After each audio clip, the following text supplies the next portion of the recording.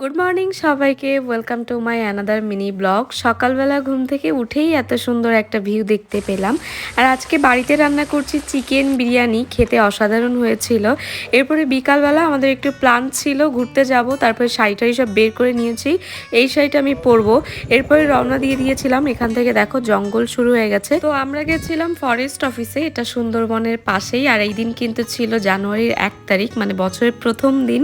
তো বছরের প্রথম দিনটা কিভাবে কাটালাম একটা ব্লগ কিন্তু অলরেডি আমার চ্যানেলে আপলোড করা আছে, তোমরা যাও তাড়াতাড়ি করে দেখে নাও। আরেকটা সত্যি কথা বলে যাও, তোমাদের কাছে এই জায়গাটা কেমন লেগেছে? আমার কাছে তো অসম্ভব সুন্দর লেগেছে।